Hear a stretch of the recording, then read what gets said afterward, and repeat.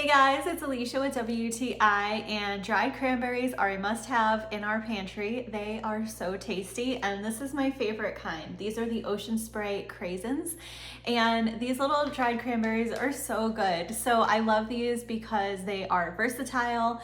They have a super delicious flavor that's both sweet and tart, and they just add a nice brightness and acidity and sort of bold punch to whatever you put them in. So they are delicious on so many things. You can put these in your oatmeal, you can put them on a salad. I love to bake with them and put them into cookies. And I also like to just eat them straight out of the bag. So there's a lot of ways that you can enjoy them. This is a 24-ounce value pack, which is great because this is a nice big size, so it's gonna last a long time. Especially if you're baking with these, you might go through them a little bit quicker.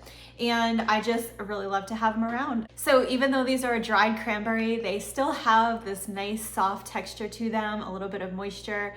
So they are just a delicious little treat to snack on. So if you love cranberries, you're gonna love these Ocean Spray Craisins. I would highly recommend them, and that's my point of view.